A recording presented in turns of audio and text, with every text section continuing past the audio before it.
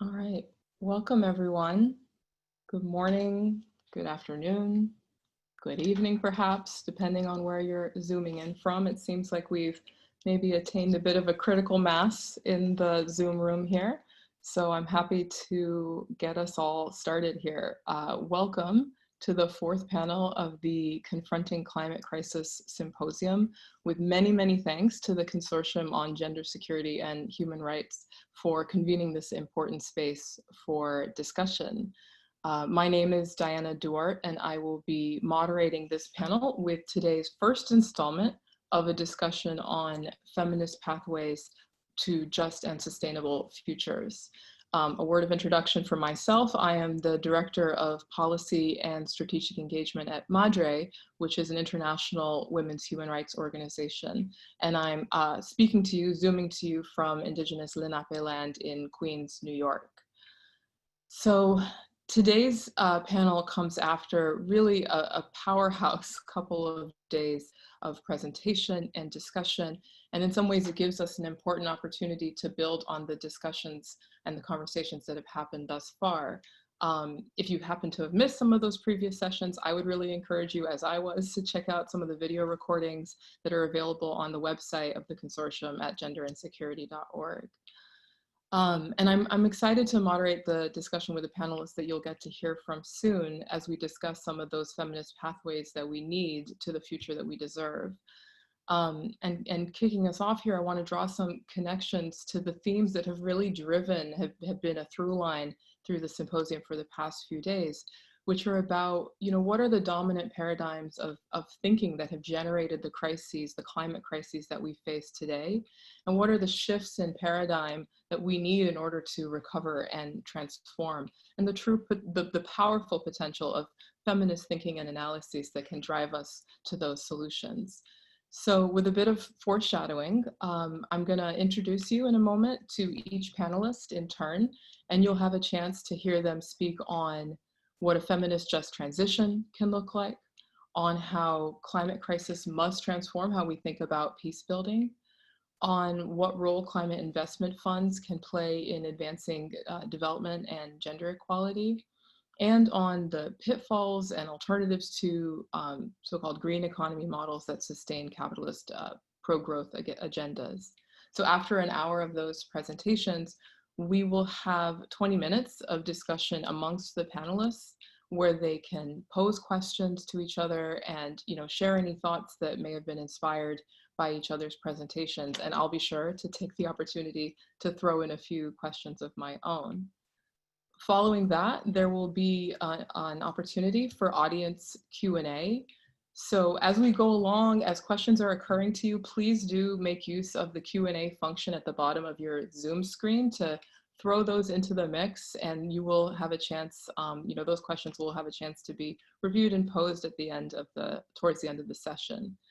And after we're able to deliver some closing remarks at the end of the session, we would be really grateful if you would fill out a post-event survey that is going to pop up on your screen as soon as you leave the webinar. So without any further ado, I want to jump into hearing what our panelists have to say. I know that your program books and the website have more detail about each of the speakers' bio, so I will just be presenting an abbreviated version of each, but please do take a look at their bios to learn more about the truly impressive background and expertise that each of our panelists bring. So first up, we have Seema Aurora Johnson. Seema is professor and chair of rural development at the Swedish University of Agricultural Sciences with a focus on Europe. She works with questions of sustainability and justice in relation to environmental governance, climate politics, and rural development. Welcome, Seema. Thank you, Diane, and thank you, Carol, Claire, and Melissa for inviting me and arranging this fantastic symposium. I feel quite overawed by all the visions for change, but also intimidated by stories of oppressive structures that we face today. So that got me thinking, and what I have today is a little more mundane. There are some reflections on how we might work towards those futures in small ways while engaging with the current system or the current structures, and more specifically with development and environmental bureaucracies and policy making. So I'm going to share my screen here. Can you see it?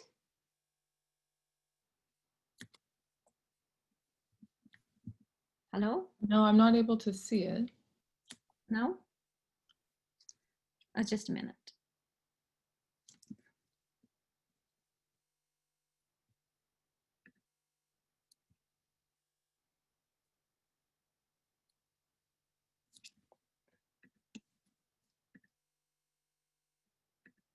Okay. Yeah? Yes, great, thank you. Okay.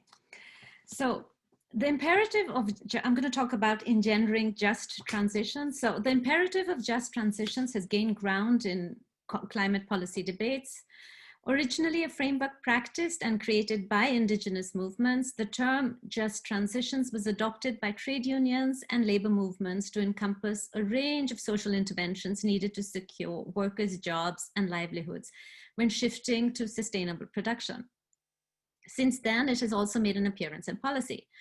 And the EU, for example, has introduced the Just Transition mechanism to address the social and economic effects of the transition, focusing on the regions, industries and workers, which according to the EU will face the greatest challenges, meaning men who have been working in extractive industries, energy productions, and related carbon-intensive industries. But what does a just transition mean for different people in different parts of the world? How do we make sure the idea of just transition doesn't meet the same fate as that of the green transition that we've heard in the last few days is a term that is often used by governments worldwide to continue with the status quo. Governments who have put all their faith in the power of markets and technologies to take us into a green world, a paradigm that has quite clearly led to many of the crises that we face today.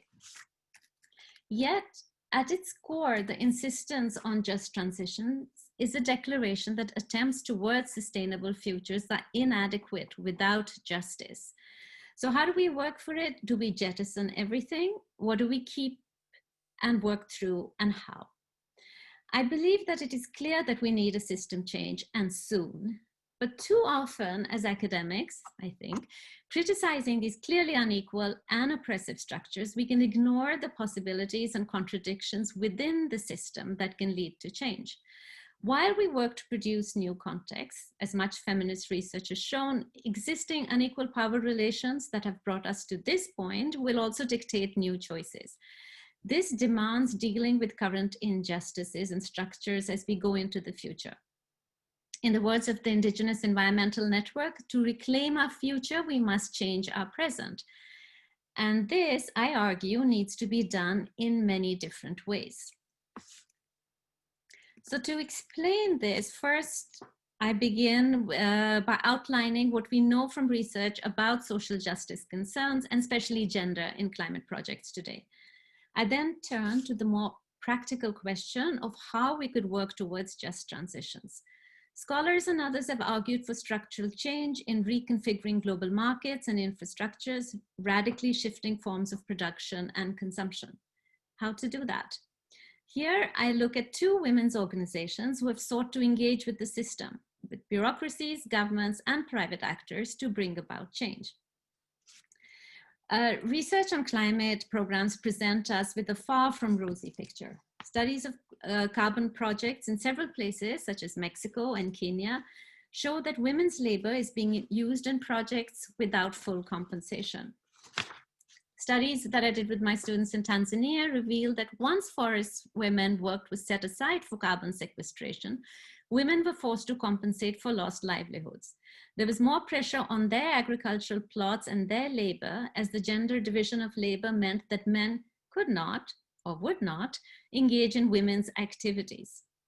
Studies of REDD+ climate programs across the world have shown that the situation for women actually became worse in several villages with the programs.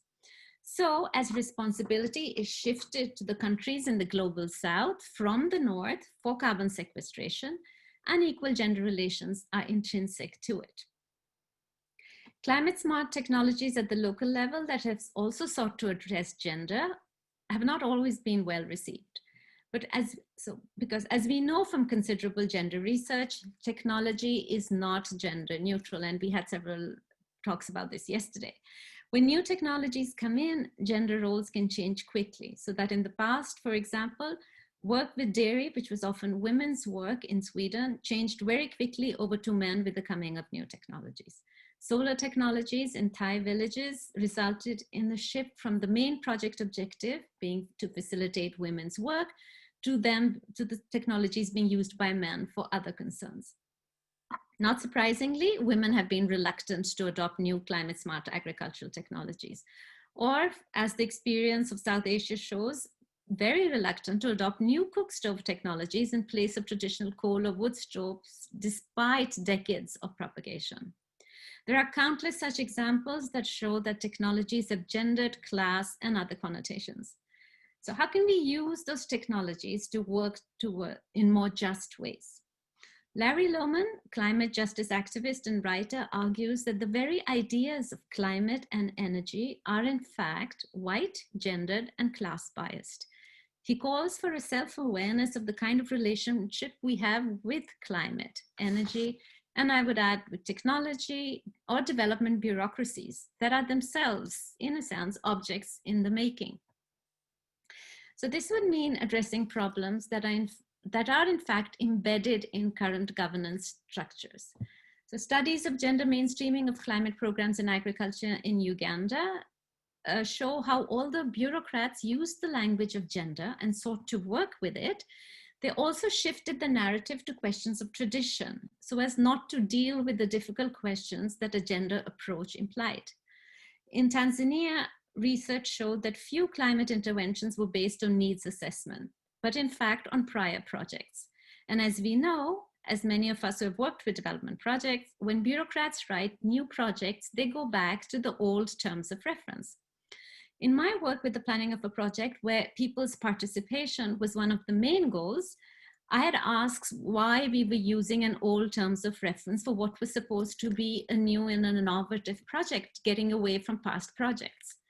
I was told, firstly, it would cost more, but more importantly, going to the people right in the beginning might mean raising their expectations. This would not be very good, especially if things don't work out. So as I realized, the concept of not raising people's expectations often surfaced in meetings as an important but unwritten and unspoken principle in development work, as bureaucracies handle their aspirations for change with difficult questions in the field. The result is, of course, that those who are the recipients of these policies are rarely part of designing those policies. And this, in a sense, links to my original question of how are we going to work towards just transitions? Do we jettison what we have? What reflexive position can we have in relation to ideas about climate, the economy, development, and energy? And how can we use the infrastructure, the bureaucracies we already have to change the conversation and the narratives?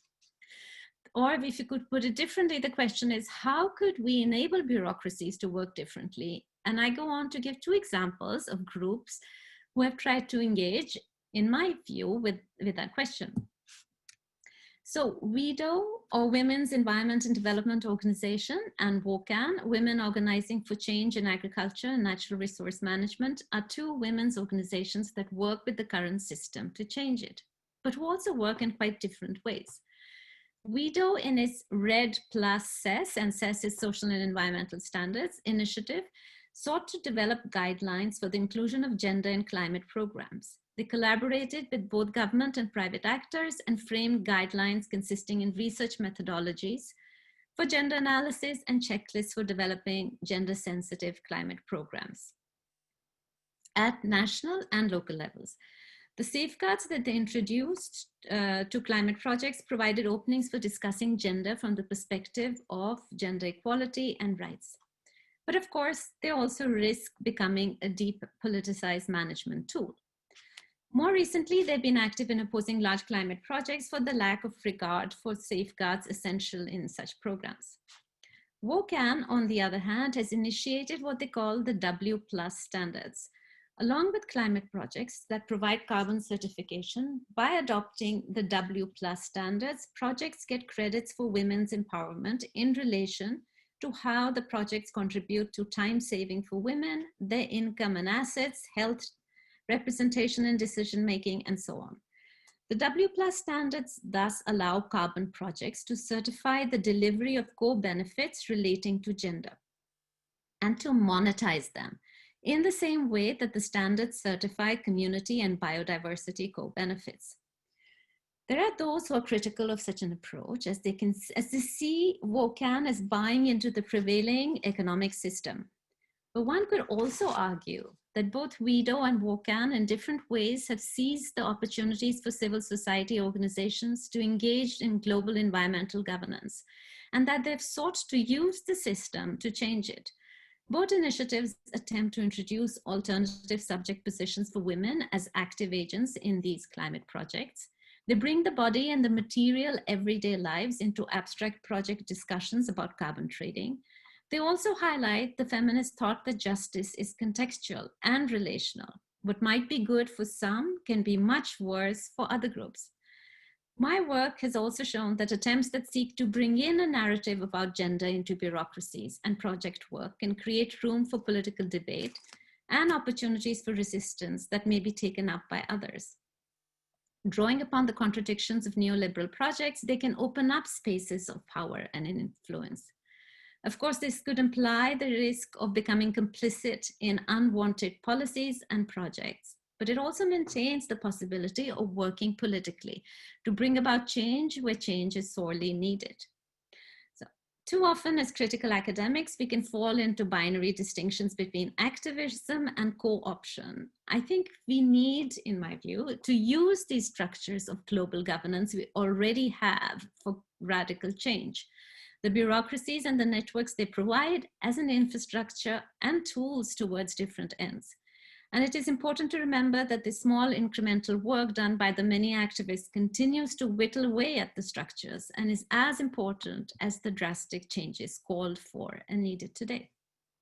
So these are just some of the things that, along with 17 colleagues in India, that we hope to be able to study in what just transitions might mean in different parts of the country and different walks of life in a project that we're going to do.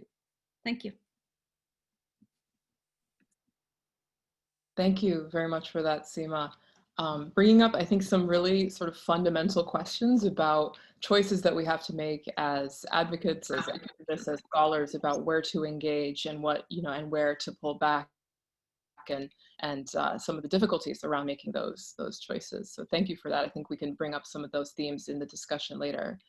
So next up, we have a couple of speakers who have talked about twice the impact. We have Carol Cohn and Claire Duncanson. So just a word about the two of them. Carol Cohn, excuse me, is the founding director of the Consortium on Gender, Security, and Human Rights. She works across scholarly, policy, and activist communities to create the multi-dimensional feminist gendered analyses that are imperative to finding sustainable and just solutions, not only to wars, but to the structural inequalities and environmental crises that underlie them. And Claire Duncanson has published widely on issues related to gender, peace, and security, with a particular focus on gender and peace building. She teaches and supervises in these areas to undergraduate and postgraduate students at the University of Edinburgh. Her current work aims to bring a feminist analysis to the political economy of building peace. So welcome, Carol and Claire.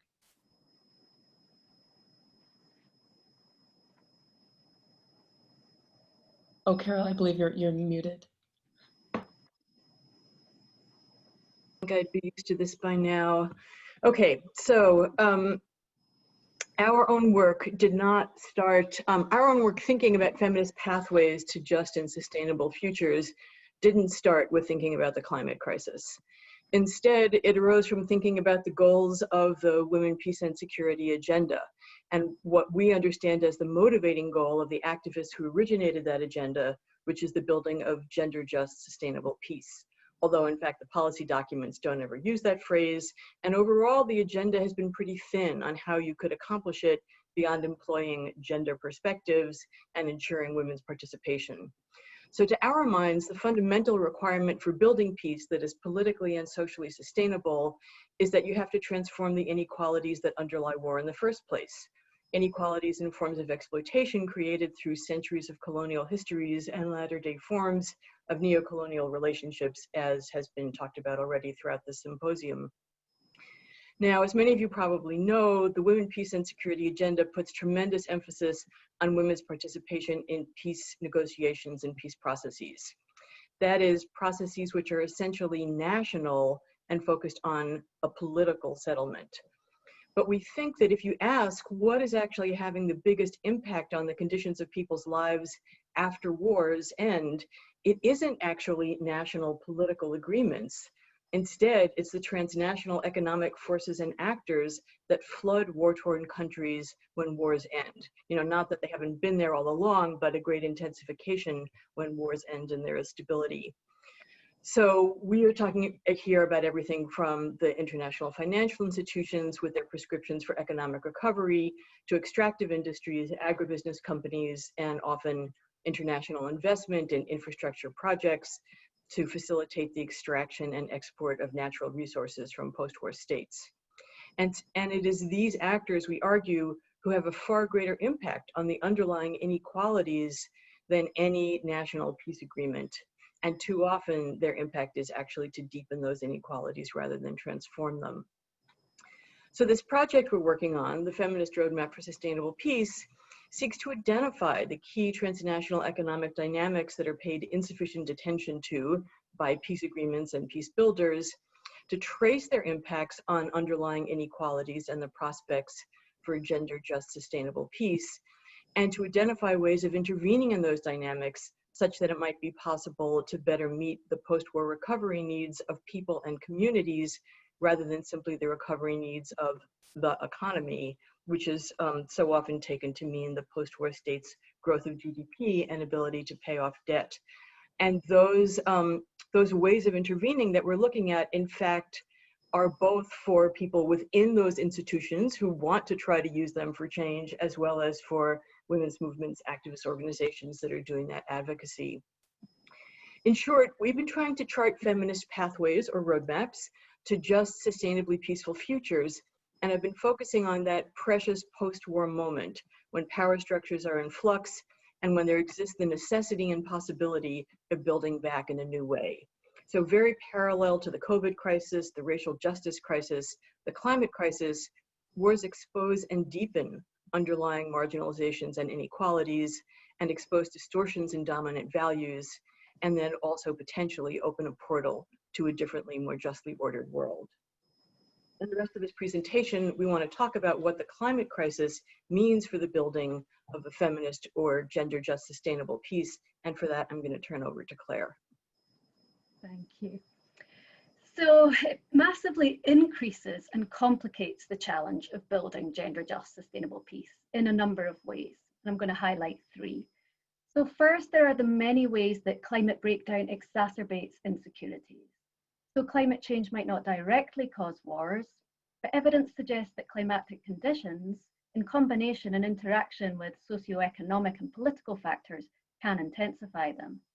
And the staggering impacts climate crises will have and have already started to have on food security, livelihoods, health, access to water and shelter, as well as intensifying the scale of current economically induced displacement, make a mockery of the idea of human security. Second, there are the many ways that climate breakdown undermines peace building. Building peace requires ensuring that people have a means of securing the necessities of life. Climate breakdown destroys the conditions for maintaining traditional livelihoods and creating jobs. Building peace requires addressing issues around land reform and restitution, at the very same time that climate breakdown reduces the quality and quantity of land available and leads to yet more people having to leave their homes. Building peace requires dealing with the injuries caused by war, as well as the health needs which went unaddressed during war. Climate breakdown puts additional pressures on health services, including through, for example, the rise in infectious diseases. Peace building is already massively underfunded, and resources will be likely ever harder to come by when states are focused on responding to climate breakdown.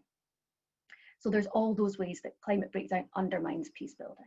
But third, there's also the way that peace building, as currently carried out, as described just there by Carol, furthers climate breakdown.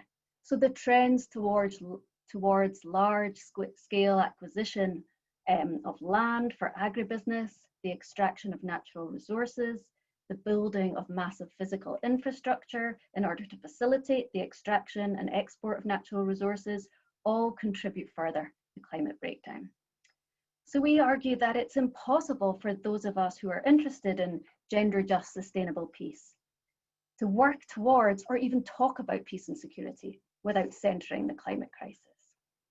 However, the climate emergency also provides something of an opportunity. The very severity of the emergency makes it clear that we need radical solutions. Unfortunately, the radical solution that's required to address and arrest climate change and to achieve gender just sustainable peace is one and the same. It's what many panelists have highlighted throughout this symposium. It's a transformation of our approach to living on Earth. Excuse me, it's a paradigm shift in how we conceptualize the functioning and purpose of the economy. For, as is increasingly acknowledged across the political spectrum in many, many countries, climate breakdown is caused by our particular economic system, extractivist capitalism. So it's a system that relies on the exploitation of natural resources as if they were unlimited and externalizes the costs of production, from pollution, the release of greenhouse gases. Through its dependence on fossil fuels for cheap energy and industrial agriculture that overexploits soil and water supplies, extractivist capitalism destroys the environment as it champions growth at all costs. It's the obsession with growth that continues to speed us down the road to climate catastrophe, despite ever more visible danger signs and knowledge about where this will lead. And it's that same obsession that guides the transnational economic dynamics that increase inequalities and undermine the prospects for gender just sustainable peace. So we need a paradigm shift, a feminist green transformation. In arguing for transformation, for such a transformation, we're not just making another call for Green New Deals or green economies. These come in many guises, but too often they're market-based approaches that involve the commodification and enclosure of resources and commons in ways that undermine livelihoods, justifying land and green grabs and dispossessing local people, especially often women food producers. And too often their attention to gendered power relations and global justice issues is all but non-existent. So instead, what we mean by a feminist green transformation is an entire restructuring of production, consumption, and political economic relations along truly sustainable pathways. Just as Indigenous communities have long proclaimed, we need an economic system oriented toward human provisioning and ecosystem health and regeneration, rather than exploitation, extraction, and depletion of natural and human resources in the service of profit and GDP growth. We need to unapologetically claim the mantle of realism for an economic system based on an ethics of care, provisioning, and regeneration for people and planet over the short-sighted, destructive ethic of limitless individual acquisition and ever greater corporate concentration of wealth. We need a system that recognizes interdependence among people and among nations as the basis for mutual collaborative action rather than mutual armament.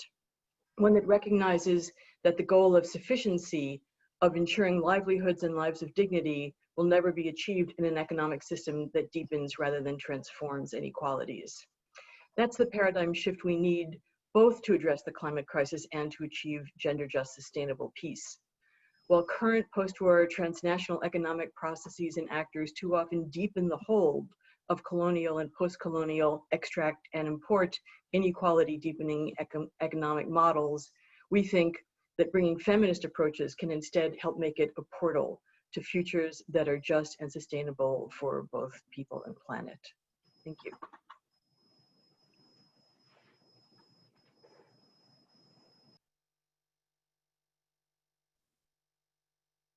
All right. Thank you both very much for that. I was really struck by some of the connections that you were drawing between what these spaces that can sometimes be a little bit siloed, right? We're talking over here about armed conflict and we're talking over there about climate, but when we are able to make some of those connections between the crises that we face, we can see some of the common drivers, the common threats, and you know, maybe we can get into this a little bit in the discussion, but where can we then make common cause between movements and between people who are invested in each of those spaces to really grow the leverage and the force that we need to demand the kind of change that we're all imagining. So I'll hold on to that maybe as a question for further discussion. But next up we have Anne Kyriakos. Anne T. Kyriakos, PhD, is a Senior Social Development Specialist at the Climate Investment Funds at the World Bank, where she is responsible for mainstreaming gender across the $8.3 billion US dollars program in climate mitigation and adaptation. She has over 25 years of experience in gender and social development, climate change, rural development, and water management. Welcome, Anne. Thanks so much, Diana, and thanks to the Consortium for Gender Security and Human Rights and Carol Kahn for the invitation.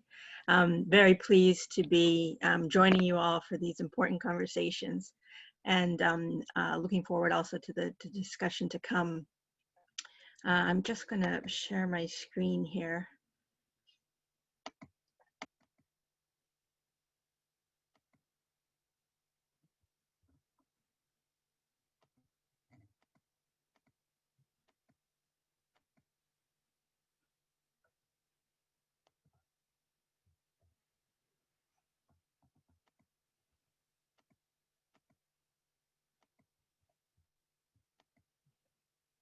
There, I think that's come through. Great. Thanks again for everyone joining this session. My name's Anne Kyriakos. I'm based at the Climate Investment Funds in Washington, as Diana's mentioned, and here to talk about what we're trying to do under those funds to really be moving from a kind of gender mainstreaming approach to one that's looking at gender transformative outcomes in our investments in climate mitigation and adaptation. We've been talking already in these sessions around the existential threat of climate change. When we look from a poverty perspective, World Bank estimates have shown that additional 100 million people in poverty are threatened by climate outcomes in sub-Saharan Africa and South Asia. And COVID more recently, of course, has sped up in some ways that sort of vulnerability that people are exposed to. And so that order of magnitude is just huge. That same 100 million people now, we're seeing that estimate showing people going into extreme poverty just this year, in 1 year itself. So obviously we're dealing with threats in the short and medium term, and as well as the longer term. And we're looking across different timescales in terms of our response and investments. And very much trying to put gender and inclusion at the center of all of that. And it matters a lot because while climate change is a threat multiplier, we know that vulnerability is structured in particular ways. And in the COVID case, for example, women's jobs are 1.8 times more vulnerable than men's just because of the occupational sex segregation that we see in terms of what sectors women are predominantly placed in and where they've been hard hit by this current crisis. And it matters in terms of our investments. Again, the World Bank, just through the end of 2021, is actually planning $160 billion of investment worldwide to deal with this really unprecedented economic impact, as well as the health response that's coming out of this current crisis. But as we know, vulnerability, as Jesse Ribot has said, does not fall from the sky. It's not just something that we take as given, but we know it's structured by a range of contextual socioeconomic factors and axes of disadvantage. So from the climate side, it's not just the physical exposures to hazard and sensitivity to those, but also adaptive capacity in terms of individuals and areas' ability to respond to that threat. And the IPCC has looked at this sort of question and says that climate change really interacts with both non-climatic stressors and entrenched structural inequalities to shape vulnerabilities. So really it's worsening existing poverty, exacerbating existing inequalities, and triggering both new vulnerabilities and some opportunities for individuals and communities. And we do see it in that way. First and foremost, the question of protection, but also promotion in terms of what's possible in terms of livelihoods diversification, and in the case of green jobs and women's employment in renewable energy, for example, how can we get them into these new opportunities that due to gender norms they may have been excluded from in the past, and we can talk a bit about that.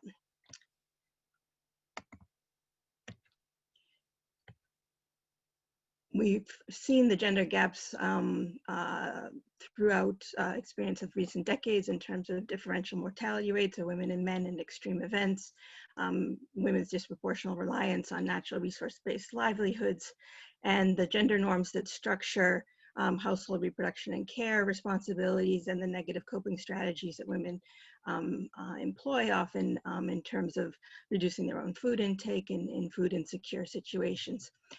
We've been talking, as Claire mentioned, around the insecurity and what that might mean for climate-induced migration. And there are gendered impacts of that as well in terms of gender-based violence, tenure insecurity, loss of social networks.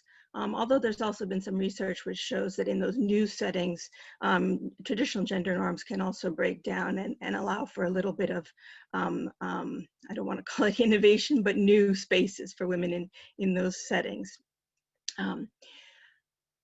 In terms of project work, we see lots of assets being created in the form of, say, land reclamation projects.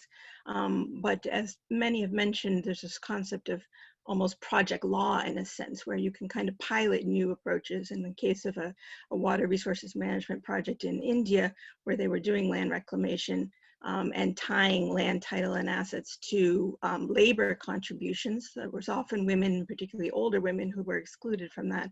But through consultations with the community, they decided that they didn't want women to be insecure in that context, and allowed for some pooling of labor and transfer of assets across the board. Joint land titling is also an increasingly important approach as well in that context. These are just some numbers in terms of what can happen in a positive sense when you do have gender responsive disaster risk management approaches in Bangladesh. Between 1970, Cyclone Bola, and the 2007 Cyclone Sida, having more gender focused preparedness and outreach and early warning systems meant that lost lives reduced from 300,000 to 3,500, and the ratio in terms of the differential mortality between women and men went from 14 women dying for every one man down to 5 women for every one man, which was still obviously unequal, but a great reduction in that ratio. So fundamentally, we're talking about resources, assets, access to services, responsibilities, and norms that structure all of these, and how are we looking very specifically, as people have said, at the different contexts and what's possible in each of them through upstream gender analysis. The World Development Report of 2012 by the World Bank has looked at these different mechanisms that reproduce gender inequality and opportunities for gender equality. Particularly looking at how markets and households, as well as informal and formal institutions, interact in order to create this set of building blocks in terms of economic opportunities, agency, and endowments. And it's really this combination of thinking about women's voice and agency, their human capital base, and what possibilities there are for more equal participation on better terms in labor and land markets and financial markets than was the case previously. And so that's how, in the case of the climate investment funds, we're really structuring a lot of our own self-reflection around what's moving, both at the institutional level or at the individual level in terms of skills and livelihoods, but also institutionally, both at the community level and within national institutions in terms of their responsiveness to the gender transformative outcomes we want to see. So all the way from individual skills and livelihoods to improved labor pipelines, for example, as I mentioned, in green growth sectors. And we're working globally with 73 countries around the world, implemented through 6 different multilateral development banks, including the World Bank and the regional development banks, Asian Development Bank, African Development Bank, the Inter-American Development Bank, and the European Bank for Reconstruction and Development, as well as the private sector arm of the World Bank, the IFC. Structured in a number of programs around large-scale renewable energy, energy access, resilience investments, and investments in sustainable forest management. And our theory of change, really, if you look at the purple box, we're trying to move towards impacts in terms of improved asset position, voice and governance, and resilient livelihoods of women through, as I said, these shifts in gender responsive institutions and markets. And the building blocks of that is really both our internal work in terms of what's happening within the SCF and governance and policies at that level, but much more fundamentally what's happening in terms of institutional change at local and national levels, and the investments we have in diverse sectors, as I've mentioned. And we're particularly proud of our governance arrangements in the SCF, which include kind of 50-50 representation of developed and developing countries who make decisions on all investments, and our strong observer networks, which include civil society, private sector, and indigenous peoples organizations representing different constituencies around the world. And the WEDO, which was mentioned by Seema, is one of our observers, and we've certainly benefited from great discussions around their inputs to our program, but also a series of discussions with other climate funds undertaking similar work. The sorts of efforts we're making, if you look from the bottom row up through the top here, is not just the kind of traditional targeting and gender analysis and project design as a mainstreaming approach, but also looking much more to strategic gender interests, as I mentioned, in terms of economic opportunities, and ultimately our goal, which we're already in some areas being able to achieve, is in gender positive transformation around, as I mentioned, both voice and agency and the sector change. And these are the idea, the reason we put these kind of at the top and work towards those is because it's around the question of sustainability and really what's left on the ground after these particular investments may be finished after a decade or so. The pieces that are important there is this work we've seen around gender focal points in line ministries, tying work to countries' own national goals around poverty and inclusion and gender outcomes, and also the response of markets in terms of changes in practices in procurement and what sorts of labor demand is there. In the case of our forest program in Mexico, for example, we're working at multiple levels to not only work within the National Forestry Commission around planning and budgeting and gender budgeting in that context, but also working with women foresters and outreach through extension and their capacity, and women's forest-based enterprises at the local level, which are predominantly in indigenous organizations.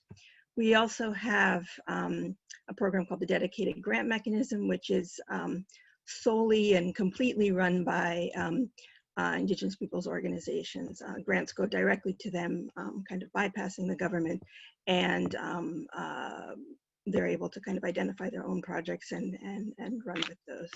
And women, there are criteria around women's leadership in those as well, and there's been a great response.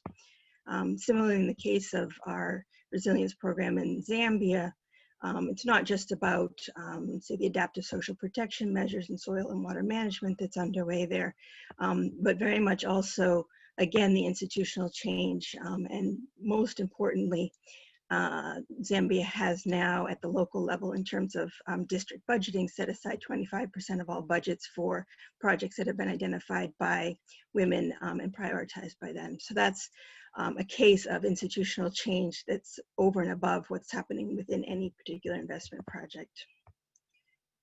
And these are elements that have been evaluated through independent research as well. We have some new program areas upcoming now in climate smart cities, in greening industry, in landscapes. And all of these have very strong justifications around the sorts of investment criteria we have around gender equality and requirements around social inclusion, looking at things like you know, how tariffs are set, what sorts of targeting is happening with disadvantaged areas, for example, in cities, and inclusive planning processes for those sorts of programs.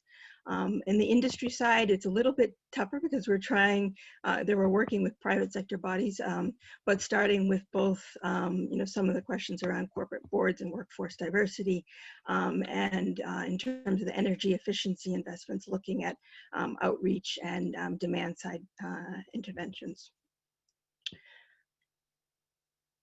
I think I'll skip through all of these, but these are all just to say that there's quite a lot of emphasis being put on these elements. And just to go into some detail here on the industry one that I mentioned, some of the key linkages are, as have been mentioned, around the just transition piece and reskilling of workers, as well as thinking about social audit processes and environmental health and safety and those sorts of things. But all of these investments, again, are done in the context of investment plans that are long-term. They're groups of projects that countries have identified for themselves, and they very much foster outcomes that are tied to their national determined contributions, their NDCs, and also their long-term strategies that go up through 2050. So again, it's very much an investment in long-term outcomes for countries. Our emerging areas, we have just completed some work on just transition in terms of looking at kind of overall theoretical frameworks, and a new case study on South Africa, including the range of stakeholders that are there around labor unions, and not just thinking about workers who are directly impacted, which have been mentioned are often men in those coal plants and others, but also thinking about the spillover effects in terms of women in informal sector labor that's supporting through service employment, for example, and providing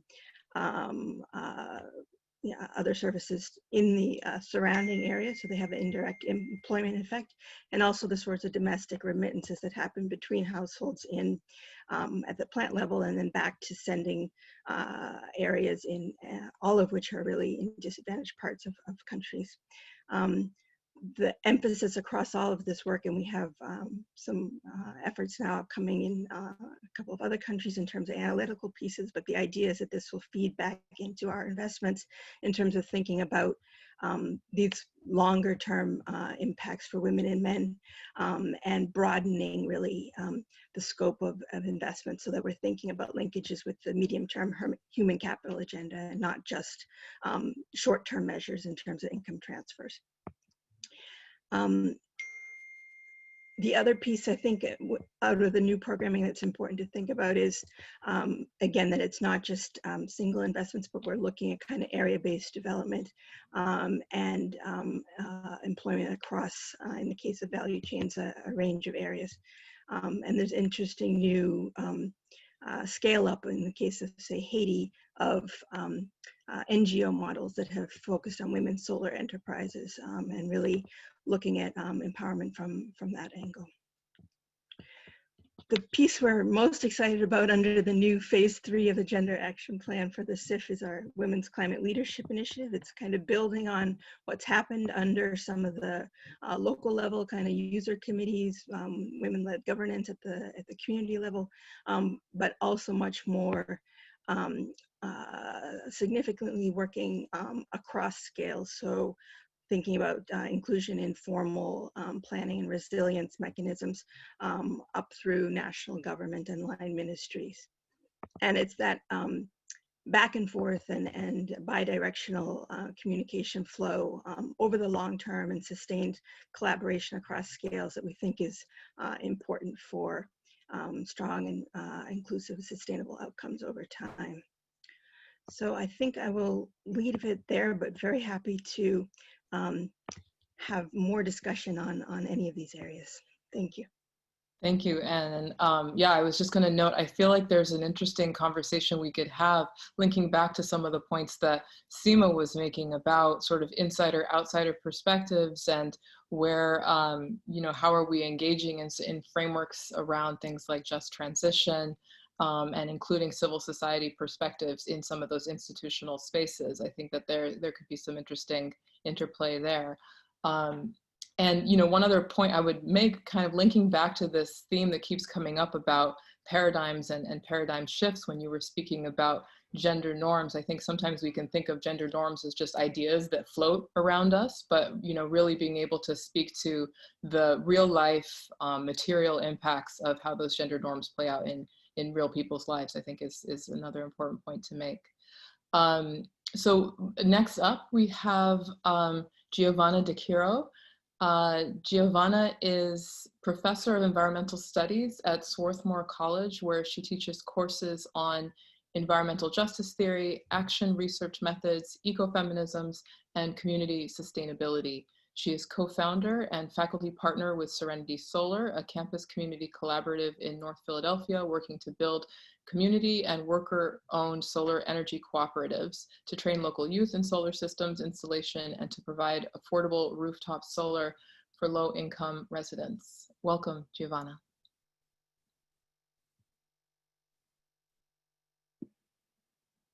Okay, thank you, Diana. And I want to also thank give so much thanks to the organizers of the symposium, Carol and Melissa and Claire, and I'm very honored to have been invited to participate today with my co-panelists. So let me share my screen.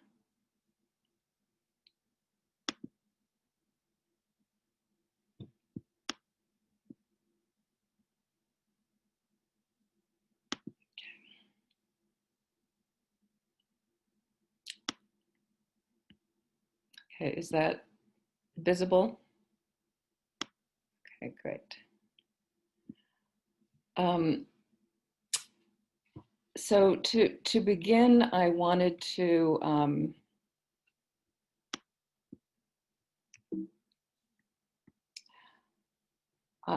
acknowledge that I speak with you today, and I'm zooming in from the ancestral territories of the Lenni Lenape people, who are members of the indigenous collectivities that have inhabited and stewarded these lands for millennia.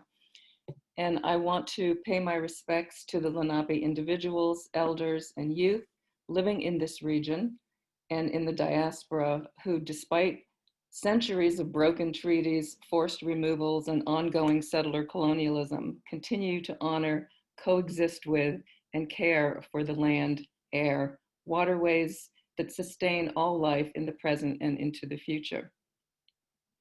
So this land acknowledgement is only the first step in recognizing the ongoing legacies and impacts of settler colonialism and racial capitalism, which of course includes, one of these impacts includes climate change and the many other social and ecological crises we are facing worldwide. I take seriously the significance of making such an acknowledgement. As I reflect on the feminist approaches we are proposing in this symposium to address the climate crisis, I think a lot about the models of reciprocity and the stories of responsibility that we heard, for example, in Deborah McGregor's talk on Anishinaabe and other indigenous feminist practices of flourishing in the face of climate disruption and ongoing colonial trauma and dispossession.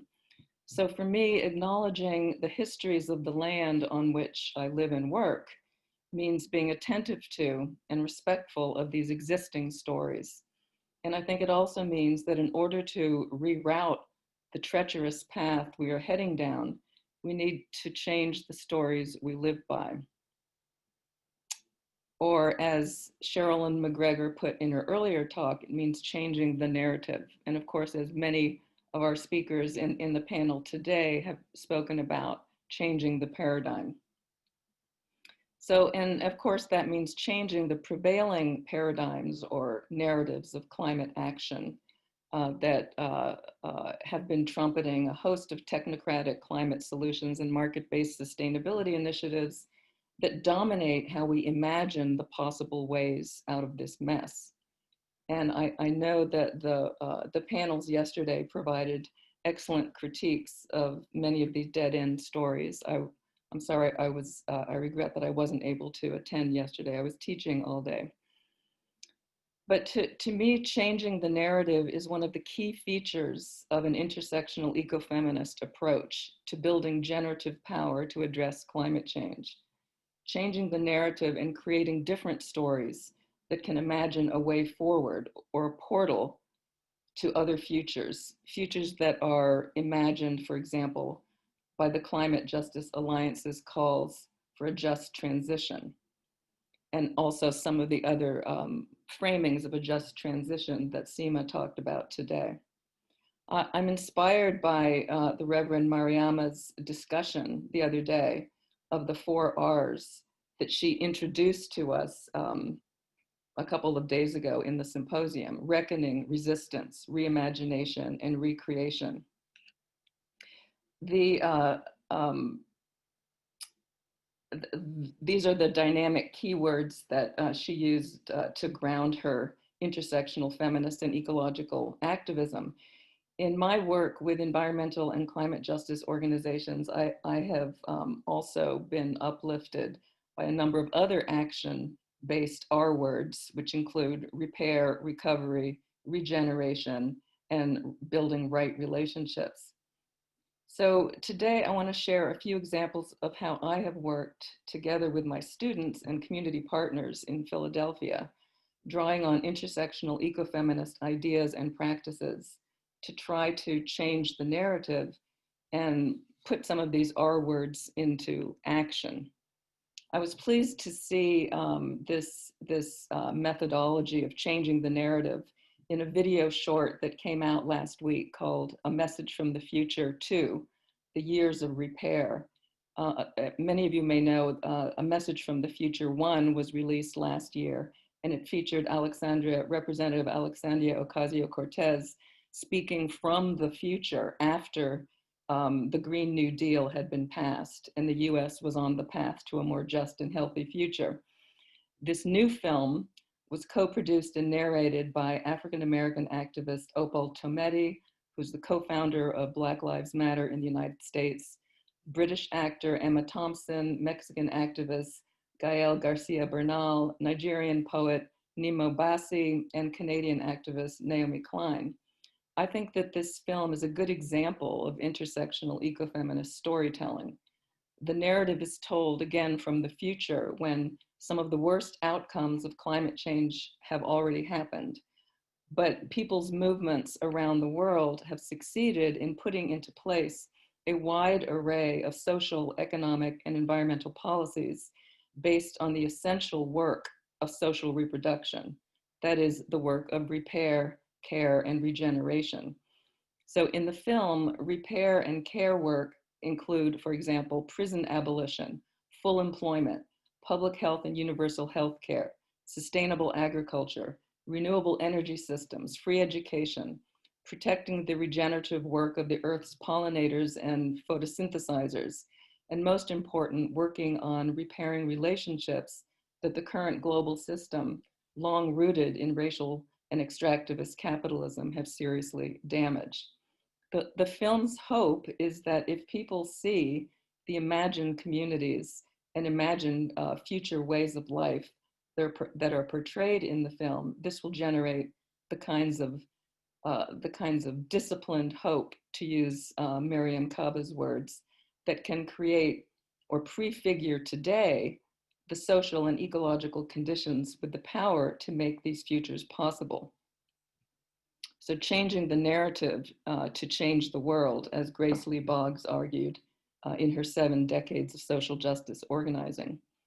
So in my own teaching and pedagogy and in my community engagement activities at Swarthmore College and in the Philadelphia area, I've drawn heavily on the ideas, the concepts of changing the story to change the world. A course that I'm teaching now called Race, Gender, Class, and Environment focuses on the genre of life narrative, and it uses primarily autobiographies, memoirs, and life stories of feminist writers, scholars, artists, and activists who tell stories of how they were drawn to the multiple and intersecting social and environmental issues that would become the theme of their lives.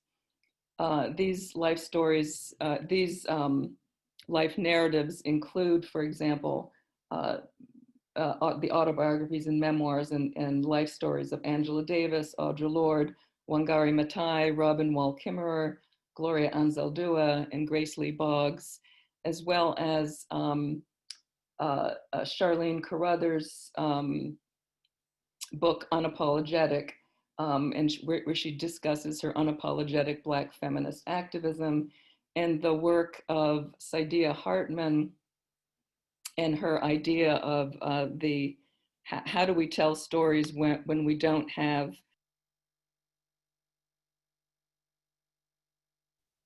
Giovanna, I believe you've muted yourself. Oh my goodness, I'm trying to get this toolbar out of the way. Thank you. So after delving into these life stories and thinking about how we build on alternative archives that are perhaps not recorded and not or unheard or ignored in the conventional archival data about how we build new futures. Part of this, as Saidiya Hartman has shared with us, is the concept of engaging in critical fabulation, thinking about imagining different past, presents, and futures. So after delving into these life narratives, many of my students, most of whom are women of color, wind up seeing themselves as critical ecofeminists. That this is something that that would have been fairly rare not too long ago in the field of environmental studies. In fact, in my close to 30 years of teaching in 4 different environmental studies departments, I've never seen such a diverse student body embracing environmental studies as a discipline and a critical ecofeminist perspective as a political identity. So, sorry, okay, got that. So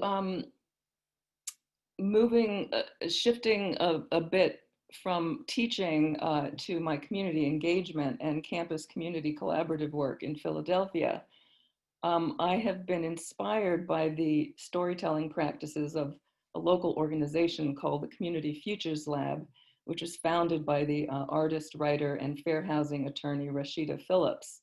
The Community Futures Lab uses art and storytelling practices of Afrofuturism to document the stories of African-American environmental histories and resilience in North Philadelphia. The organization starts with people telling their stories about their families and their connections to their neighborhoods, and what they would like to see in their community: more parks, gardens, playgrounds, secure jobs. And this is done in the context of organizing for fair housing policy, neighborhood security, stopping evictions, especially now in the context of the COVID pandemic, and organizing against cash bail. this approach of blending stories of dispossession together with imaginaries of thriving and regenerative futures in the most neglected communities in the city is I think, an inspirational method for how we can reimagine the future from the ruins of the present and the past. The organizations that I work with in Philly have drawn on the lab's approach to documenting histories and imagining thriving Black futures in North Philly. One of those organizations that aims to change the story, to change the future, is Serenity Solar. The city of Philadelphia actually has a very long history of cooperative economic activity and mutual aid organizing. And today in Philadelphia, the Philadelphia Area Cooperative Alliance has documented hundreds of cooperatives focusing on food and housing and energy, healthcare, childcare, and schooling. And one of these budding cooperatives is Serenity Solar, which is a collaborative that I co-founded in 2012 with O, who is right here, and you will actually hear from O in the next panel. Serenity Solar started as a campus community collaboration between students and faculty at Swarthmore College and community members from North Philly. And again, the mission is to bring solar technology and green jobs training opportunities to local residents. And we spell solar S-O-U-L-A-R to change the narrative, to keep the soul or the connection to the people and the community at the forefront of the solar energy transition. And that includes ensuring that a just transition to a renewable energy economy prioritizes the communities who have been historically excluded in the economic growth of the city. We also want to keep the soul in solar energy to hold our sustainability, hold our sustainability initiatives true to a feminist intersectional analysis of racial, gendered, economic, and environmental justice, and to support the community's efforts to address the ongoing problems of poverty, unemployment, gentrification, and environmental racism. So I just want to move quickly through here because I'm limited in time, but here is one of, this is Kai Sanders, who is one of the original youth members of Serenity Solar. And she has now started her own solar installation business that she calls Solar Tech. She's the first Black woman solar installer and solar business leader in the city. And she's committed to really framing a different story of the green economy. She's committed to teaching youth in the city and bringing women of color and queer folks into the green economy future. I think I only have a few minutes left. Is that right, Diana? Yes, I believe so. Okay, so I'm going to move quickly to through these slides. Some of the other partners that my students and I have been working with include Soil Generation and Urban Creators, which are local organizations focusing on land repair and reclamation driven by Black and Brown communities. And also the organization Philly Thrive, which attempts to, again, change the story about what thriving means and focusing on transforming the fossil fuel infrastructure in Philadelphia from a polluting, damaging system, creating climate change and increasing asthma rates and the impossibility to breathe in the city, changing the solution to a regenerative economy And here you see, again, this is O, who is a member of Philly Thrive, who will be hopefully talking to you more about the organization's Right to Breathe campaign in the next panel. So I will move on to what the final comments that I want to make about another movement in Philadelphia, the new sanctuary movement that I think is changing the narrative of how we imagine a more just and sustainable future through the language of belonging. And I think that thinking about sanctuary at first glance might not fall within the domain of a climate justice narrative. But I want to make the argument that I think it does. The movement in Philadelphia and nationwide has multiplied since 2017 in the wake of the Trump administration's violent crackdown on immigration, pushing against the racist and xenophobic policies implemented by Homeland Security and ICE.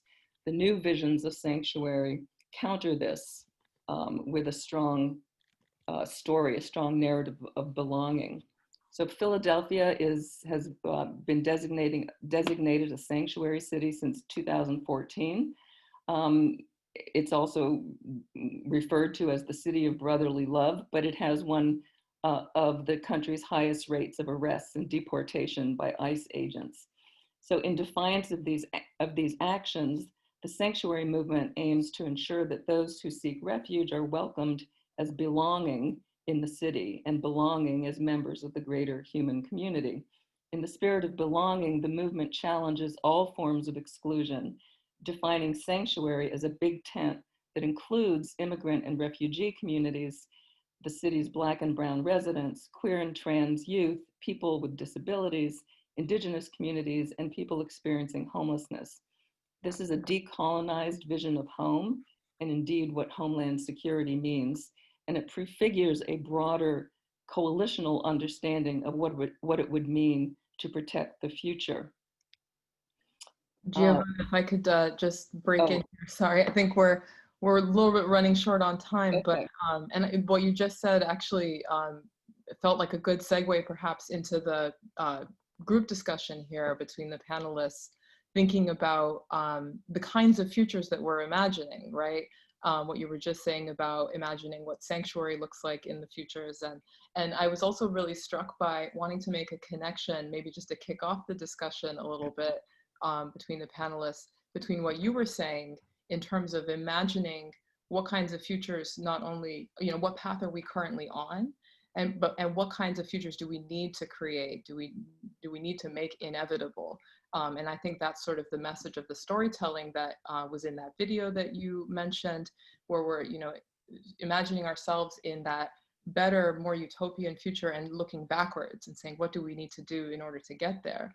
That reminded me of what you were saying, Carol, about how we need to unapologetically claim the mantle of realism in the present, to say, what is the realistic path that we need to take now in order to avert the worst outcomes of the futures that we can foresee, and in order to divert onto the paths that we want to have more feminist, more just, more sustainable futures. And what are the realist actions that we need to take now in order to get on that path? So I just put that out there as sort of like a connection that I made. I wonder if, Giovanna or Carol or Claire or any of the other panelists, if you're seeing that sort of interplay between the paradigm shifts we need now in order to get on those paths for the future.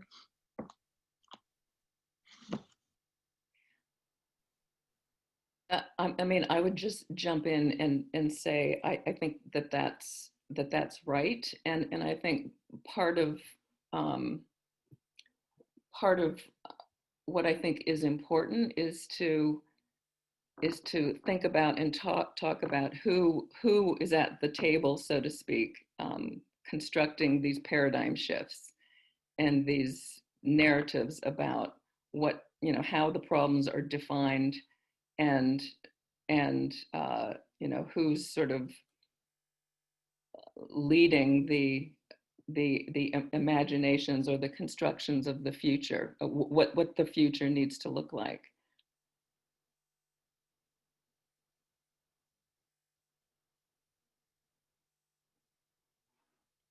so that the question of participation, who's at the table, is always a difficult one.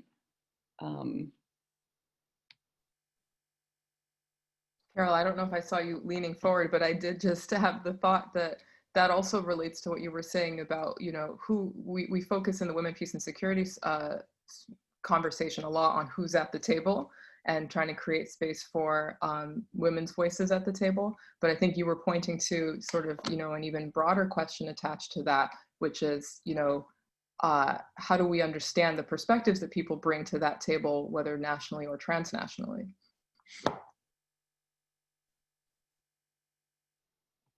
Oh, sorry, Carol, you're muted. Unmuted myself and then muted myself again. Sorry. Yeah, that's an important point, and I won't make it since you just did, Diana. I think the thing that I'm thinking about at the moment is going back to the first day and the issue of multilinguality and you know, how is changing institutions related to changing how people think, changing stories, changing narratives. And, you know, it just strikes me as we sort of listen over all 4 of these presentations that the question of what are the resources we need in order to move into a different future, and what are the resources we have and how do we use them, filters through this. And we've been hearing different answers to that, right? So on the one hand, there's been discussion about how do we use current institutions to bring about some of the changes that we envision, and that, you know, they're interesting. I have a bunch of questions I actually want to ask Seema and Anne about that, but also how at the same time as that effort has to go on with all of its complexity and all of its frustrations and all of its pitfalls as well as possibilities, what does it mean to be working absolutely not in those institutions or in relation to those institutions, but from the ground up to really be generating a different narrative, a different vision, and organically generating the different kinds of ways of thinking that will be central to whatever it is that we're trying to make happen through intervention in those existing organizations, which, you know, some people will just say, you know, you just can't do anything with them and throw them out. But, you know, Seema was really making the argument, and through her actions, making the argument that actually this is really possible to do something meaningful within them, even when it's not yet a flipping of the entire narrative. So I'm just trying to process these different levels of thinking about this.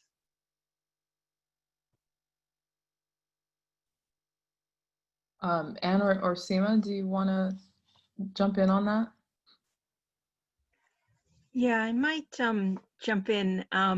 And it also, I think, relates to one of the questions that was raised in the chat around kind of how do you reconcile these different you know, perspectives and visions based on where you're sitting, right? And I think, Carol, I absolutely consider myself raising these questions from the point of view of the work I do day to day. And speaking, Diana, you mentioned, you know, the insider outsider perspective, and I don't know how many of you have done kind of any ethnographies or anything of the World Bank or any other similar institutions, but you can be sure that there's lots of resistance going on within the internal institutions, and we've got plenty of, I mean, very significant change over time. You know, both in first, you know, environmental issues coming to the fore, gender, and eventually climate change. And it's a kind of double mainstreaming in my case, right? Because you're having to first mainstream climate in the context of regular development, and then gender within climate. And we are doing that. But lots of interesting work on, you know, traditional and indigenous knowledge and technologies, looking at things like governance and natural resources at different levels, et cetera. but I'd like to say another thing just from personal experience that really inspires me in the case of the climate investment funds is the way that we actually operate day to day in terms of governance. And so, you know, I was very struck. It's a little bit different from some of the regular kind of multilateral development bank experiences, in that we have these very regular, as I mentioned, investment decision meetings, which are like little mini UNs. You know, you have representatives of all the countries sitting around, representative formal observers, as I mentioned, from civil society, from indigenous peoples organizations, from private sector, all with their kind of flags, with their simultaneous translation, speaking to the microphone, making their points, and in real time kind of engaging, debating, bringing evidence from the field. Oftentimes countries are the country representatives are sitting in ministries of finance, so they're very high up and may not have seen as much of what's going on the ground. And so we very much rely on our observers and the other safeguard kind of measures to bring in cases of, you know, if they've got input and feedback from communities on any particular issues, and kind of follow up on all of these things. It's a very generative space in that sense. And in the case of mainstreaming gender in that context, again, a very diverse set of actors all working towards relatively similar goals, right, in terms of trying to move gender equality, you know, to the center of this. And so you've got particular donor representatives who are interested. You have many what we call recipient countries, developing countries, although some who may be still on the fence, and this can be, you know, officially or unofficially, and it might contradict what they've said at the, you know, Paris Agreement negotiations. You know, these are all the little micro political economy pieces of how this stuff happens in practice. And then similarly, as I mentioned before, very interesting alliances among you know, different regional and sectoral observers. So it's a kind of continuous learning space, but very rewarding in terms of how far we've been able to move a lot of this to the, you know, policy on the books now has changed, and the way that we you know, prioritize and require things in terms of our investments and what they're going to look like from the beginning in terms of outcomes for women and men. It's evidence that institutional change in these sorts of settings can happen.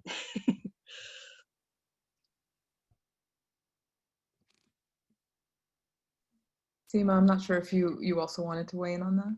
Well, I just wanted to kind of answer, in a sense, Carol's question. I was thinking this comes from two things. One is, you talked about change that comes organically from the ground, and the thing is, from all the work, I mean, I work often. I've been working on the ground with groups and forestry groups and other village women's groups, and none of them are totally isolated from the rest. So, you know, there is this connection, and they also live off the structures that, you know, we have. So what I'm trying to say is it's much more differentiated. They're not in an isolated bubble with a totally different way of being, where they don't use those structures that we live in. That doesn't mean that they don't have a different way of seeing things and a different soul, as Giovanna put it. But the structures are similar. They are connected to the outside. So, and the second is, I guess, looking to how, for example, these women's groups work, or we can work with bureaucracies, comes from a frustration where me included, have been talking about, you know, needing to take these structures down and needing to contest these. And yet it feels like nothing's happening. And then for me, this is a thing of strategy. So where can we work, and what are the many, many, many different places? So of course we need to have alternatives on the ground, and we need to have organic grassroots movements coming from elsewhere with a different way of thinking, but we also need to strategize. And I think it would be such a waste, because you have these huge bureaucracies, you have networks, you have a system for global governance, which I think it would be. So it's funny that Giovanna talked about soul, because I was thinking, why not use this infrastructure to give it a new soul and then change the structure? So it's partly a strategic thing where I'm coming from. That said, I don't really agree, Anne, that bureaucracies are generative. I would think bureaucracies are there to reproduce the status quo. But I still think there are enough people within bureaucracies too that are wanting to change things. And I think somehow we need to work towards that. And also the bureaucracies are really, these institutions are really strong and they're really powerful. And I think to be able to change that is a sort of, for me, a pragmatic way of looking at things. Yeah. Thank you, Seema. I should also say, please feel free as panelists, if you have questions. I know, Carol, you mentioned you might have some questions as well that you wanted to share. I am curious though, Giovanna, if you don't mind me putting you on the spot for a moment, what your reaction is to the question of sort of re-souling bureaucracies or institutions, and in your experience as well.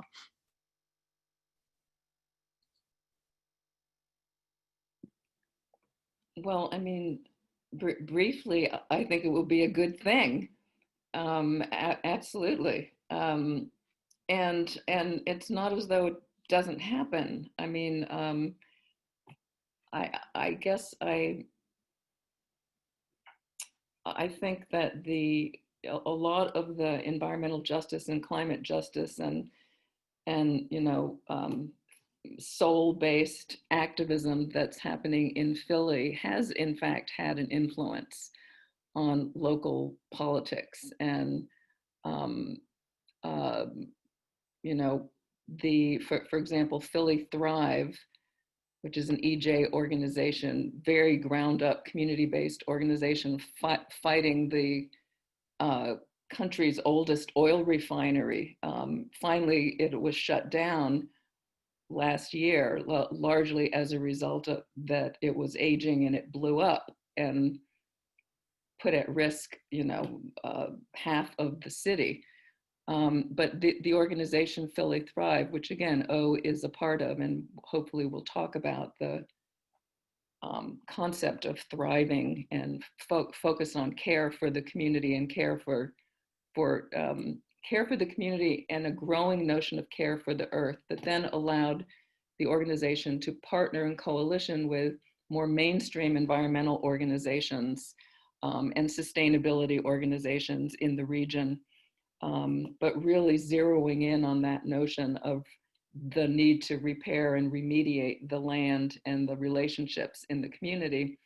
And in the conversations around how to redevelop this 1,300 acre plot in South Philadelphia, from an oil refinery to something more sustainable and healthy for the community.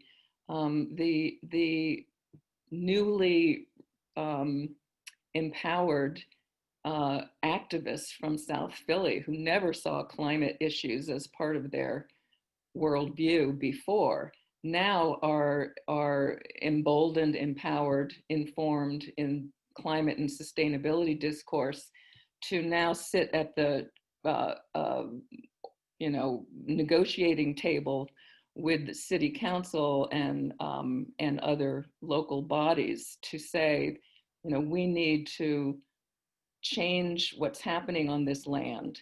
We need to think about sustainable employment opportunities, and in fact, they succeeded in getting the school committee and other committees to agree that the land needs to be, and the new businesses that come in need to think more in the terms of environmental justice. it's not there yet, but it's moving in that direction. So we have this army of people, willfully unheard because of environmental racism, communities in South Philly that now have the potent discourse of climate justice to enable them to engage in these conversations, including negotiations that, we're not sure yet where it's going, but they can't be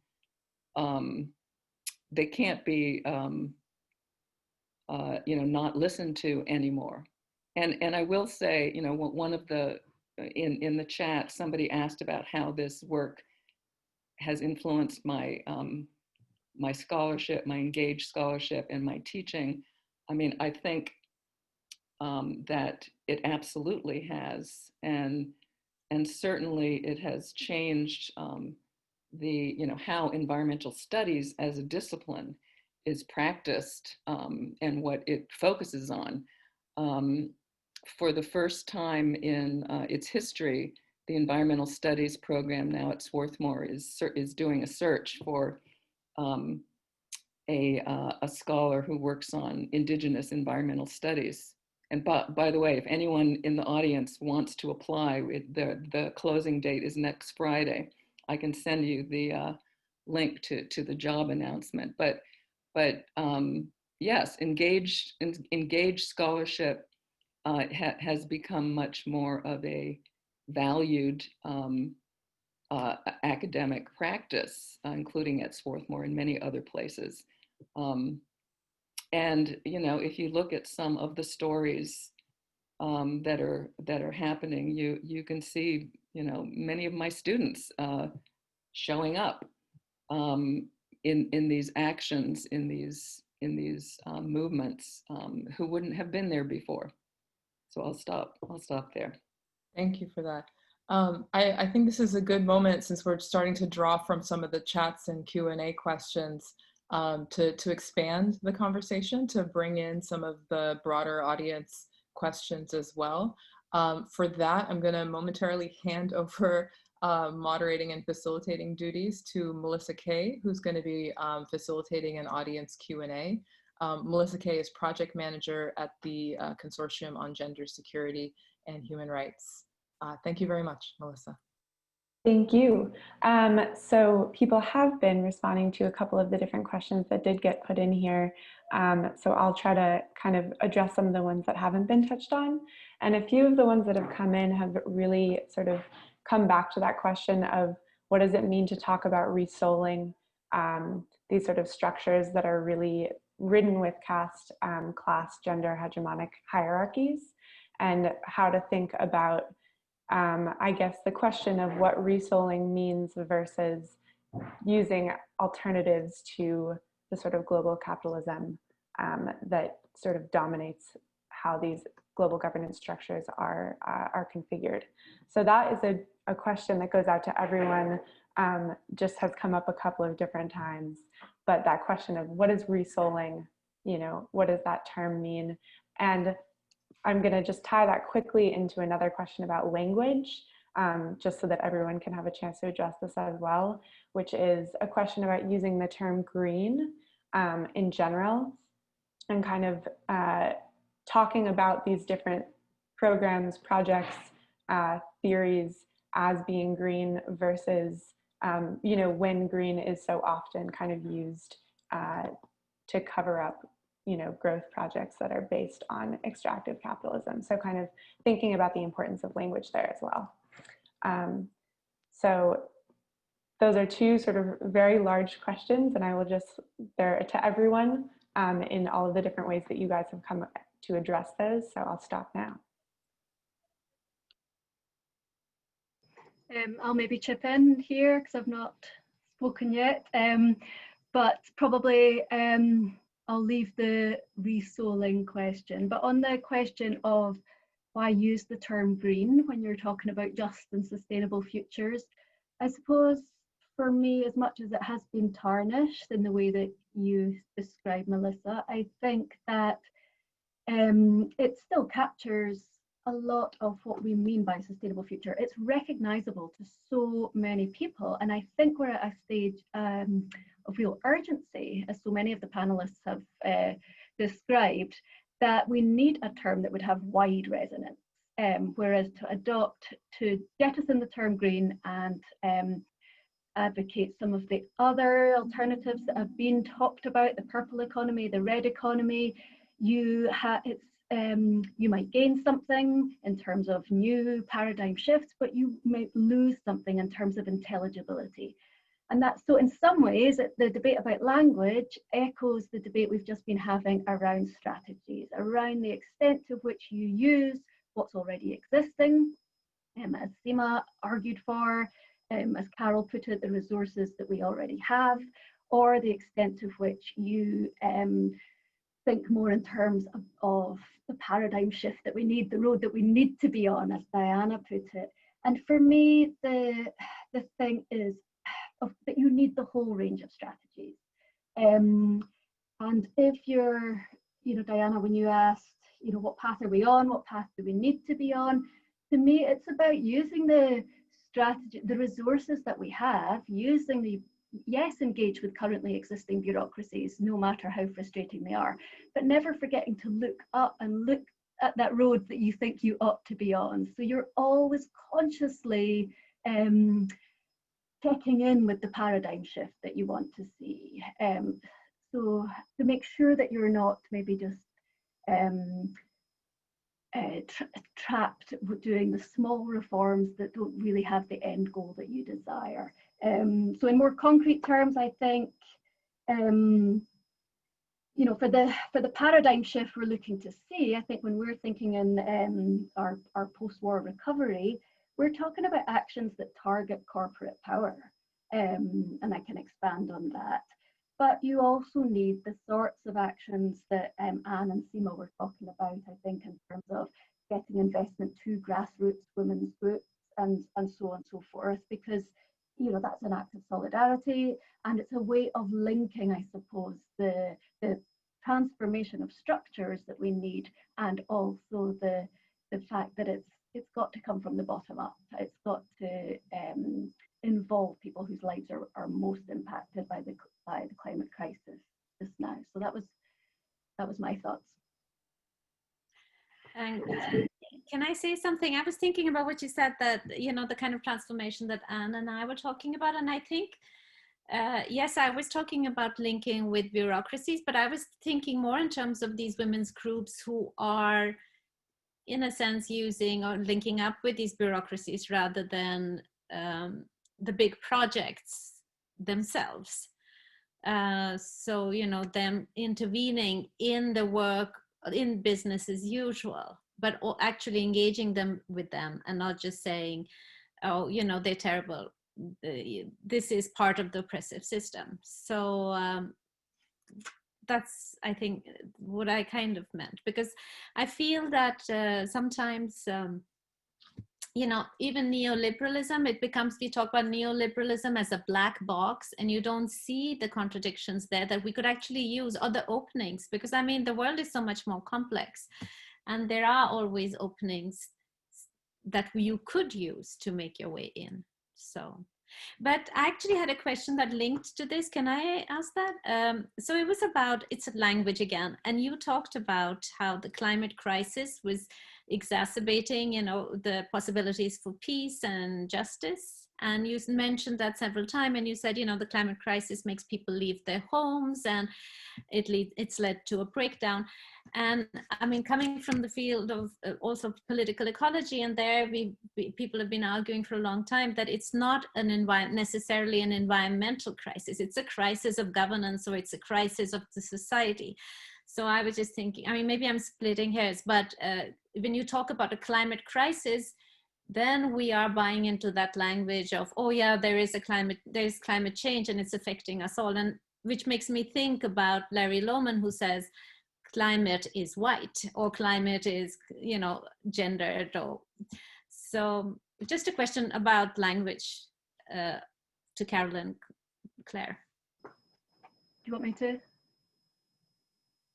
Well, I'll start and you can finish, Carol. Just I suppose we tried to be clear about talking about the way that it's not climate crisis causing these things alone, that it's the way that climate can work in combination and interaction with the socioeconomic drivers of migration or of insecurity and so on and so forth. So I tried to say that, but maybe it wasn't explicit enough. Did you want to continue? No, it did come across. It's just that using the term climate crisis, because then that, you know, at certain points you're applying that, but then of course you did talk about the context and all these other things. So yes, I did get your gist. It was just a small language thing. Yeah, well, yes, it's hard to find terms that don't, you know, create their own problems. Yeah, so maybe I'll just say one more thing about language, and then maybe other people want to deal with other parts of this. My own thought about this issue is, I guess, has to do with two different strategies. And one of them is that we have the words that are out there are being used, whether it's green or realism or, you know, whatever those are. And I think it's not only that people, or climate crisis, right? And I think it's not only that there are many, many people who have already sort of accepted that these terms refer to something important, but also that we then have but we don't use them only because of that, like as a tactical thing. I think that we have a huge opportunity in redefining those terms, in saying, wait a minute, let's think about what are the assumptions that are built in to those terms as they're being used now, and what could they really mean, and how can we think that through?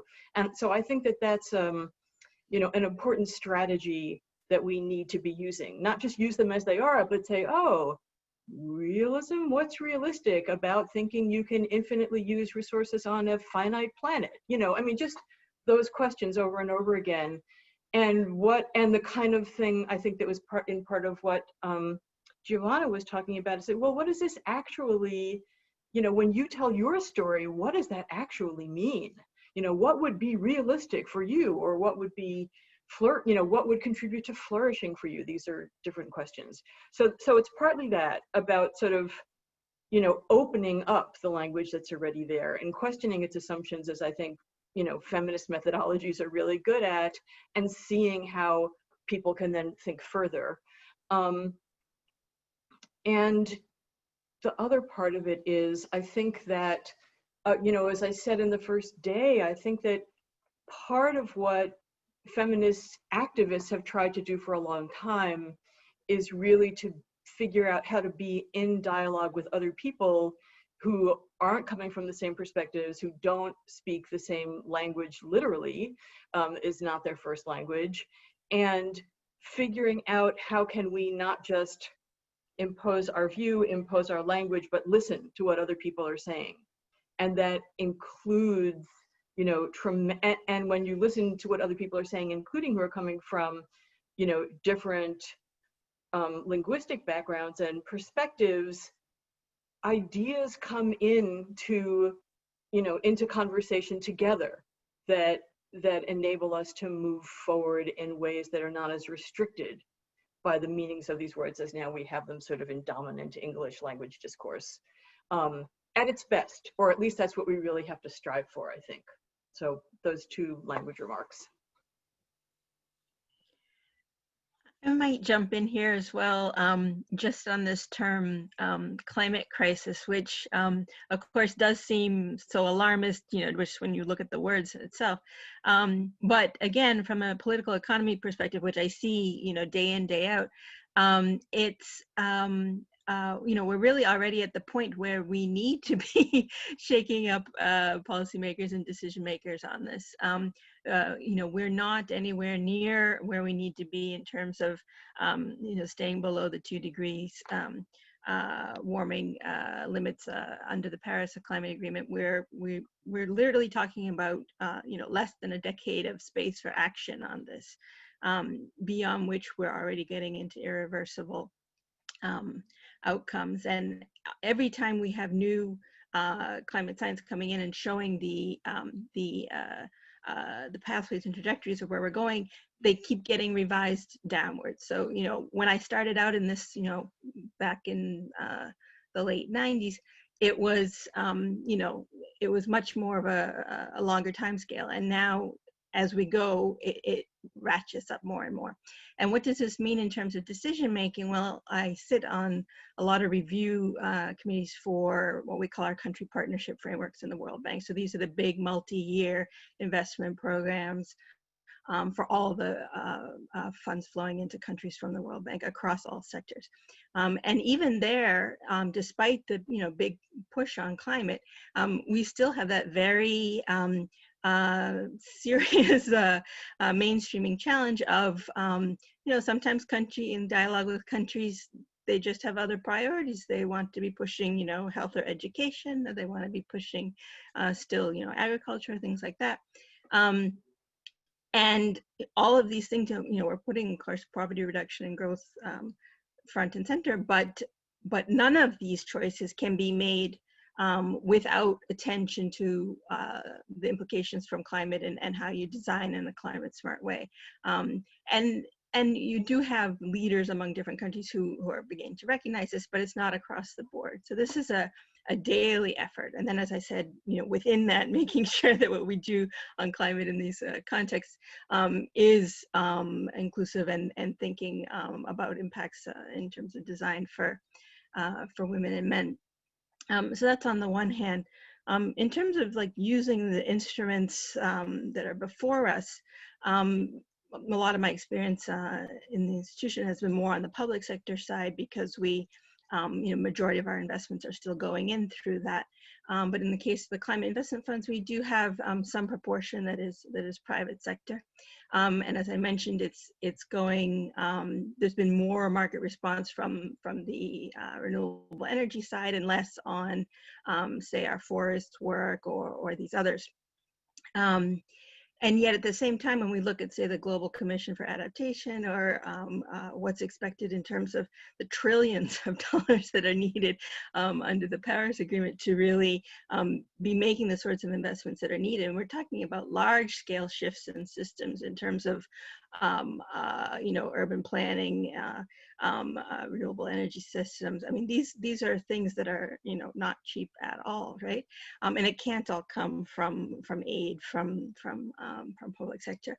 And so there, the question of how can induce some market participation becomes important. And so we're looking at this much more closely. And on a personal level, I've been getting involved with a group that's looking at gender smart investing. And that's been very interesting, because when we talk about the wide tent, it's a whole range of groups. So, you know, it's everyone from kind of impact investors to some of the big private sector lending groups to people who were just starting more from a, you know, less ambitious kind of CSR, ESG kind of lens, down to, you know, women's organizations and groups, We Do is in there, and others who are coming from a feminist perspective, but trying to see what's possible on the private sector side as well.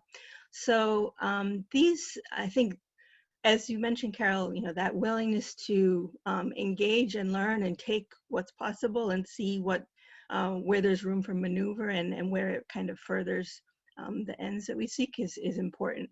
And that's the kind of innovation I think that's required for this really pretty overwhelming challenge. You know, we're making strides, but we need to make them a lot faster.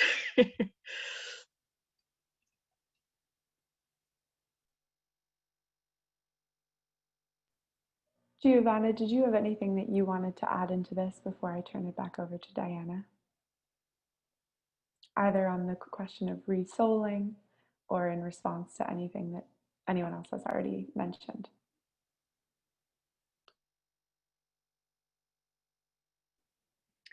Yes, I appreciate Carol's intervention a lot around language or how people have raised that question, and I think the I mean, you know, just as a small example, that film, the future of repair, or the right of repair that I mentioned, doesn't really even use climate. It talks about all of the intersecting problems that that our world is facing that have led to the extraordinary imbalances that are creating climate disasters, as well as all other kinds of disasters. I think that there are languages that have been developed to challenge the whiteness of the climate discourse or the whiteness of the environmental discourse. I mean, environmental justice, climate justice are some of the discourses that have already, been constructed to shift, our thinking, shift the paradigm of thinking around what constitutes an environmental problem or a climate problem. And I think that the issue of how we co-produce new discourses that that enable new policies and actions is a really important one. What kinds of forums do we do we put into place to allow for those kinds of conversations to happen? Certainly symposia that are organized from universities are one of those models. But I do think that we don't do a great job of having crosstalk across universities and institutions with the variety of different languages and perspectives and voices that need to come into the conversation, and that are, that need to be heard, so to speak. Arundhati Roy, who has been, who has been cited a lot during this week or these few days, talks about that there's no such thing as the voiceless, but the willfully unheard. And so I think, and part of that willfulness is the, sort of our training to only hear certain voices, only hear certain languages as relevant and as part of the conversation. So it's sort of how do we, it's one of the reasons I really like the Community Futures Lab idea of storytelling from the ground up, from the community. You learn how to tell a story and to engage across different narratives. And I think we all need to learn that and even unlearn how we engage. Which then finally, just one final comment, I think, a lot of the stuff that I mentioned or that I talked about and then of course went terribly over time and what wasn't able to talk about were the ideas of, of collaboration, of joining together, of building bridges, all of these languages of interconnection, which is so important. And at the same time, and I think everyone is, or many of us today, are want that to happen across sectors, across discourses, languages, various forms of difference. And I also think there's a value in the idea of refusal. And what Indigenous scholar Audra Simpson talks about is ethnographic refusal, the politics of refusal, and where does that fit in? The refusal to follow a certain track. Giovanna, can I break in just quickly because we just want to do wrap up and concluding thoughts, and you'll actually have a chance to just finish that thought in just a minute or two. But I'm so sorry. I'm just gonna hand it back over so we can stay on time to Diana to do the conclusions. Thank you for that, Melissa. And actually, I can segue back to you very quickly, Giovanna, because we're at a moment now where I think we just want to go around the panel and share from each of you in 1 minute or less, what is one thing that you're hoping people will take away from this panel? And I was hearing some elements of that in what you were saying, Giovanna. So if you want to just sort of finish your thought as, with your one thing that you would hope that people take away from this panel. Well, honestly, I think I kind of did in those final words. So I think I'll probably just leave it there. But thank you. Thank you, Carol. Well, my voice has been heard a lot in this symposium, so I actually want to cede my time to Diana at the end to see what you want to have people take away from this panel. All right. Well, I'll use some moderator privilege and let the others go first, and then try to tie it all together. But Seema, did you want to say something on that note? Yeah. Well, takeaway. I guess the fact that we should let 1,000 flowers bloom. I mean, that we need to look everywhere to change things. But also since we've talked so much about language, I was thinking, everybody over here, I was watching I saw the panels for the past, but not all the panels, most of the panels in the last 2 days. And I realized that we all, despite our many differences, we all more or less agree on certain things. And, and I changed my talk because I felt like I was just repeating what everybody else was saying. And but the question is, who's listening to us? And I am guessing that the participants of this symposium are also those who are interested in feminist perspectives for a just transition. But I guess, so in terms of language, like Carol said and Giovanna said, we need to, I guess, talk to others who are not listening and who we think should also be listening. So, yeah.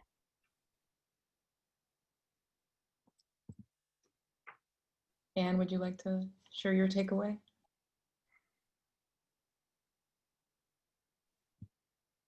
Oh, you need to unmute yourself.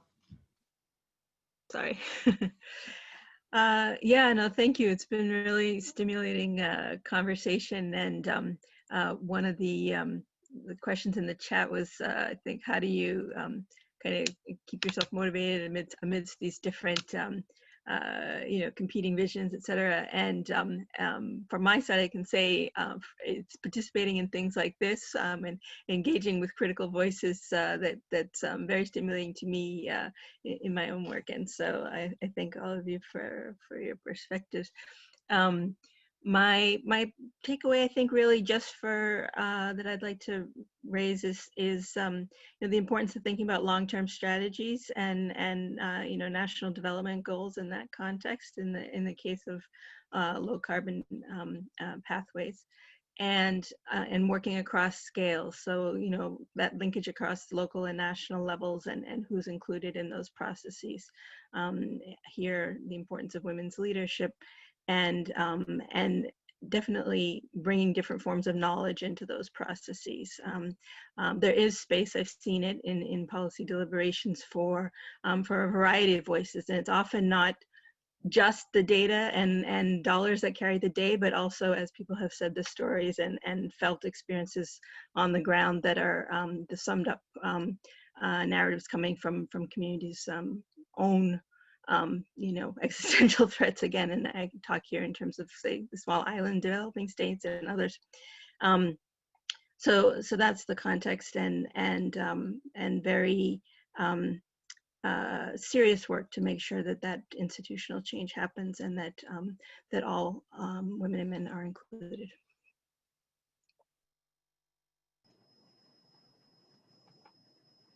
Go ahead, Claire. The thing I would like people to take away is the need for the paradigm shift. We need, as part of that, to address the power of corporations vis-a-vis the state. I think to accept, as Anne said, that a transition away from fossil fuels can't be done only with public money. seems to me to concede too much. If corporations were made to pay their fair share of tax, then perhaps that wouldn't be the case. And so that to me is part of the how we affect the paradigm shift, actions around making corporations contribute. And so, yeah, I think the paradigm shift, yeah, it's both those actions to transform the purpose and functioning of the economy, and that can be done both through direct lobbying and through being the change that you want to see, as some of our panelists have. Thank you all for that.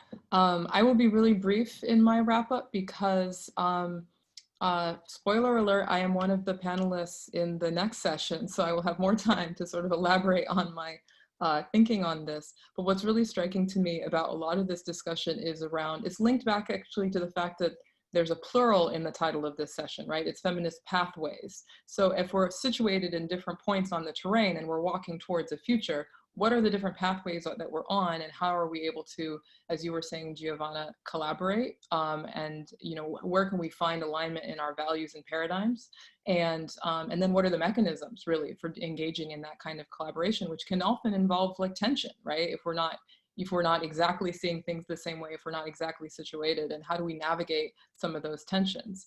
So those are some of the big questions sort of looming in my mind as takeaways from this session. So just to do a little bit of housekeeping to wrap things up here, we do hope that you will come back in half an hour at 11:30 Eastern time for our next panel, which is the second installment of this discussion on feminist pathways to just and sustainable futures. It'll be at this same Zoom link, so if you like, you can just leave it open and come back at the time. I do highly recommend that you come back 10 minutes earlier, however, at 11:20 for a special Restoring Resilience session of breath and energy work, which will be led by Mariama Williams, since I think we could all use some restoration right now, and not least of which because we're engaging in all these marathon Zoom sessions, right? So until that session starts, until the Restoring Resilience session starts in about 20 minutes, we'll turn the chat on for anyone who would like to share resources, which we'll then be collecting. And we'll compile those resources both from audience and panelists to send out at the end of the symposium as part of a reading list for future work and collaboration. So thank you again very much to the panelists for a really great discussion. Thank you to you all for participating and submitting your questions. And thank you again to the consortium.